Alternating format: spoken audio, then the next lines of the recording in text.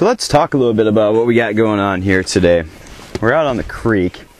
It's early March. There's a lot of snow melt going on because we've had rather mild temperatures throughout the course of the week. However, we're on a creek that is still running nice and clear.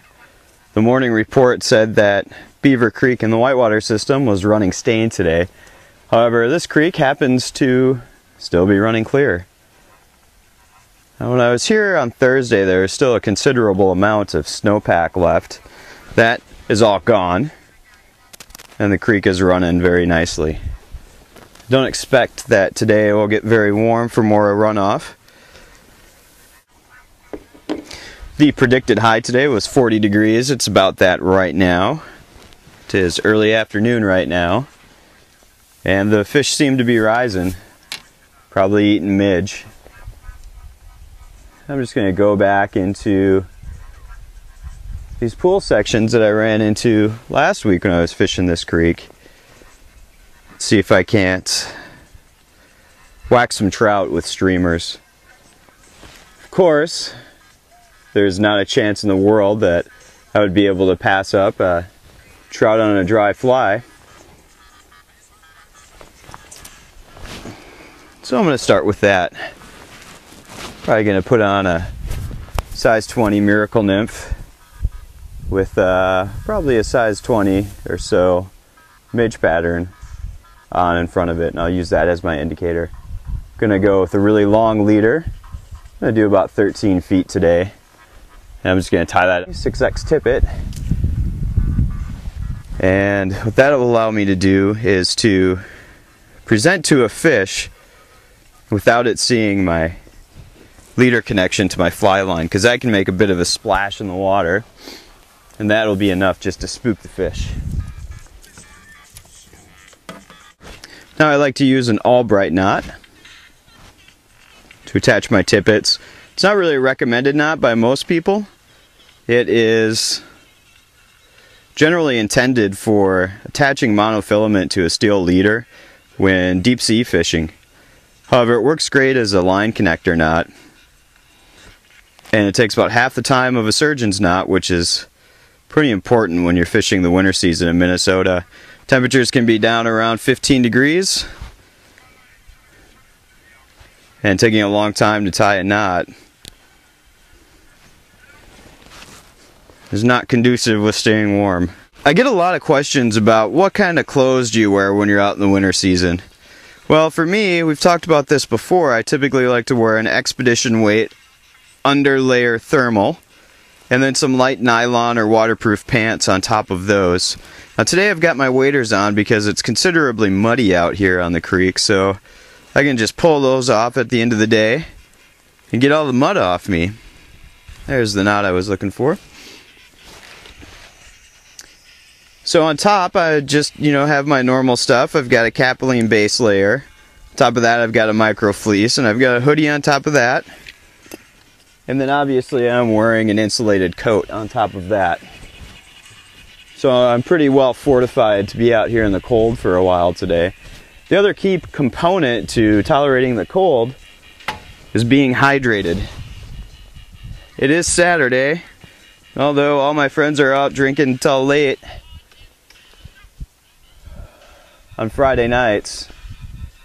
I'm not. I'm home pounding the water, getting ready for the day today. So actually,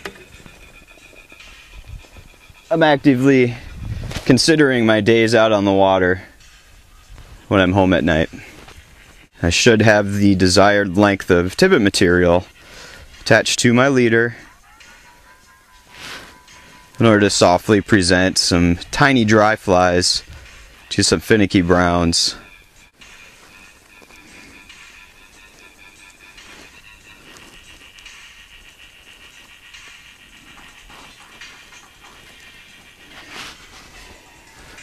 There's a copy of the knot that I was looking for. I'm just going to go ahead and trim the tags off all the way flush with the knot. That's why I carry good nippers. So now, what I was trying to do before is is actually measure the length of my leader. And how I do that is I usually just wind my fly line all the way up to the tip where it connects to the leader, and that's 9 feet. It's about another 3. Do that one more time. That's about what I want. Now what I'm going to do is I'm going to tie my fly in line with my trailer, and what I do is just leave an extra long tag piece of tippet so that I can attach my trailer to this tippet after having the lead fly knotted in.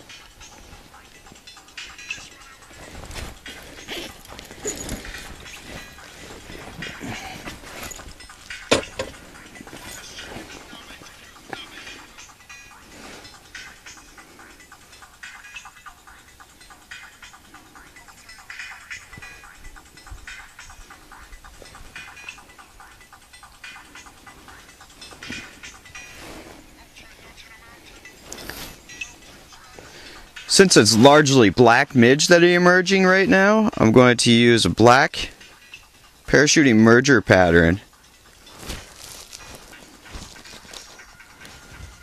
for my lead fly.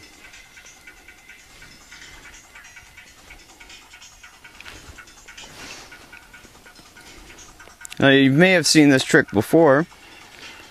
Just going to attach my hook remover to the fly. Give it a few spins.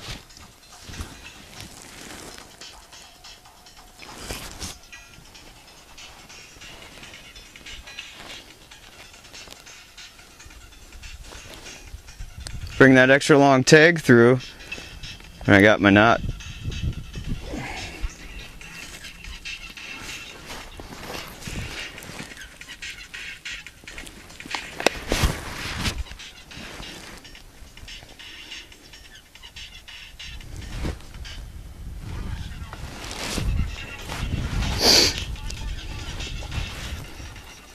Just going to repeat the process. Attach my hook remover to my fly, give her a spin,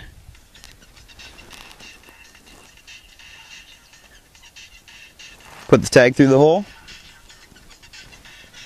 I like to grab it with my teeth, cinch her down.